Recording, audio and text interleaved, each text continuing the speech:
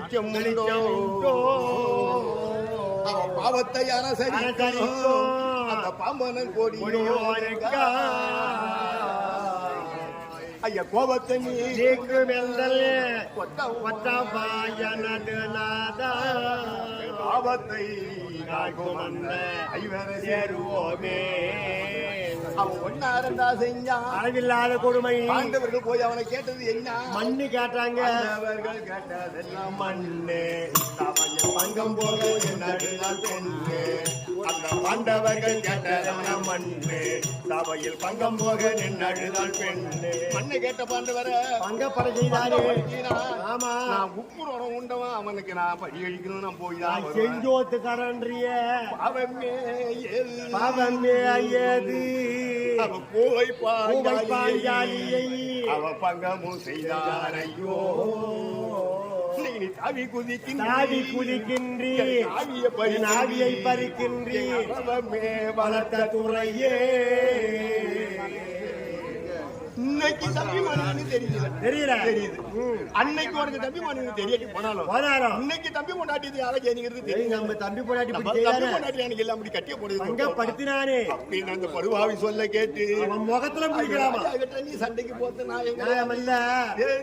துரியோதனா உறவு தெரிஞ்சு போச்சு ராஜா கல்யாணம் யாரோ நான் யாரோ ஆமா ஆமா அப்படியே அவரை வெறுத்து இடத்த காலி பண்ணு ஆமா அண்ணன் கர்ணன் மதனி பொண்ணுரி நம்ம மூவரும் இவரை தேடி சென்றார் அவங்க வரவேற்பாங்க அவங்க தண்ணி தண்ணி தாங்குவார் நினைக்க மாட்டேன் நம்மளை பெற்ற தந்தையே நீ என்ன நினைப்பான் என்ன மதுரைன்னு சொல்ல மாட்டார் தாயும் பெத்த குட்டிதான் நான் என்று எனக்கு மரியாதை கொடுப்பார் இருவரும் பெத்த பிள்ளைய அந்த ஐவரும் பெத்த பிள்ளையா நினைப்பா பிள்ளைடா இது துரியனை விட்டு ராஜாவோட போய் சேர்ந்தா போய்க்கலாம் வாங்க ஐயா அவன் என்ன செய்து விட்டான் அந்த துரியோதனன் நந்தி என்று கேட்கிறாயே இந்த அறத்தை வழுவாத கர்ணன்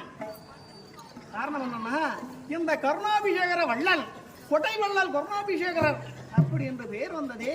எல்லாம் அந்த துரியன் போட்ட பிச்சை அது மட்டுமல்ல அவன் என்ன நன்றி செய்தான் என்று கேட்கிறாயடி பாவி என்னவன் இனியான் என்று என்னை யாவரும் அறிய மாட்டார் அந்த மன்னவன் திருதராட்டிரன் என்னை மகனாக வளர்த்தான் கண்ணே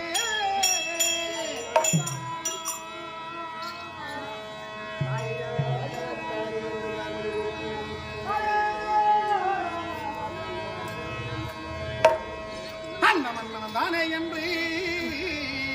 கார்பணி பொறுக்கி கோர்த்து மன்னவன் செய்த நன்றி மரப்பேனோ பிறப்பிலேதான்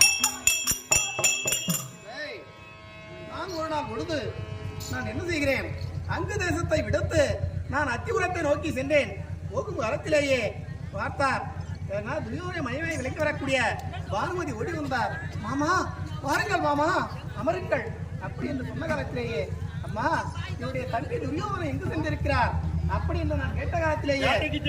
ஐயா தங்களுடைய தம்பி வேட்டையாட சென்றிருக்கிறார் ஆனால் அவர் வருவதற்கு திரும்பி வருவதற்குள் ஆமா விளையாடியாக அது மட்டுமல்ல திரும்ப வந்து விடுவார் நீங்கள் அமருங்கள் ஐயா அப்படி என்று சொன்ன காலத்திலேயே ஐயோ என்னுடைய தம்பி இல்லாத இடத்திலேயே நான் எப்படி அமர்வது அப்படி என்று எழுந்த ஒரு காலத்திலேயே மாமா நீங்கள் போகாதீர்கள் அமருங்கள் அப்படி என்று நல்ல உபச்சாரம் செய்து அது மட்டுமல்ல ஐயா உங்களுடைய தம்பி வந்து விடுவார் ஐயா அவர் வருவதற்காக பொழுதுபாக்காக ஆமா பகடையாடுவோம் ஆமா விளையாடுவோம் அப்படி என்று விளையாடும் காலத்திலேயே ஆட்டமோ என் பக்கம் ஜெயமாகி அந்த அம்மா தோல்வி அடைஞ்சாங்க அப்படி இருந்த காலத்திலேயே வேட்டையாடி திரும்ப வந்தான் என்னுடைய தம்பி உள்பக்கமா அமர்ந்து வெளிப்பார்வையா இருந்தாங்க அந்த அம்மா ஆமா இவர் உள்பார்வையா இருந்தாரு அப்படி ஆம்பரியா வரத்தை பார்த்தாங்க ஆமா அப்படி வர காலத்திலேயே பார்த்தார் ஐயோ நம்முடைய கணவன் இருக்க நாம் இன்னொரு அயலானோடு விளையாடுகிறோமே நம் கணவர் என்ன நினைப்பாரோ என்று தண்டனை கொடுப்பாரோ அப்படி என்று ஆட்டத்திலே இருந்து எழுந்தாங்க அப்படி எழுந்த உடனேயே நான் தாழ் விடுத்தேன் கழுத்திலே அணிந்திருந்த முத்தாரம் அப்படியே எல்லாம் பூமியிலே சிதறிவிட்டது ஓடி வந்தான் என் தம்பி துரியோதனன் ஐயோ அண்ணா இங்க என்னையா நடந்தது? மாற்றான் மனைவி பேர்ல கை வச்சிட்டுமே அப்படி என்று என்ன தண்டனை கொடுப்பாரோ என்னை கொடுப்பாரோ அப்படின்னு வெட்டி என்னுடைய தலைக்கு தேகம் எல்லாம் அப்படியே எல்லாம் நடிக்கிட்டு அப்ப வந்தாரு நடிக்கிற காலத்திலேயே என்ன ஜோகமா இருக்கீங்க சோகமாக ஏன் இருக்கின்றீர்கள் அப்படி என்று கேட்ட காலத்திலேயே மணி நான் சிதறி நடந்த விட்டதா? விஷயத்தை சொல்லும் காலத்திலேயே பார்த்தான் என் தம்பி துரியோதனன். இந்த மணி அண்ணா, போக்குறேன் அப்படி என்று என்று தன்னுடைய உருவத்தை அப்படியே கலைந்து மலைபோல் பூமியில் சாய்ந்து அந்த மணியை எல்லாம் எடுத்து அதை கோர்த்து பிறகு கழுத்திலே போட்டு ஆட்சியை கொடுத்து அண்ணா, நான் விளையாடினால் என்ன, நீங்கள் விளையாடினால் என்ன, நாம் இருவரில் வேதமா என் பிறப்பு அப்படி என்று தன்னுடைய பிறப்பு போல கூட பிறந்த தம்பி கூட இந்த காரியத்தை செய்ய மாட்டான். அவன் செய்ய ஆற்றத்தை துவக்கி விளையாடினான். அவனோடு நன்றியை மறக்கலாமா? வைத்தியக்காரி அவனுக்கு எனக்கும் ஏறி வச்சாலும் எட்டு மாடி அருந்த மணியதனை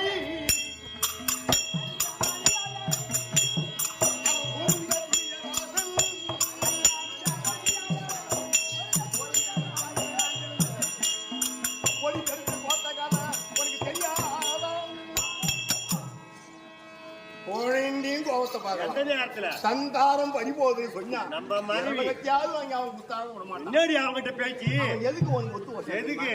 கர்ணன் தயவு இருந்தா எதிர்காலத்தில்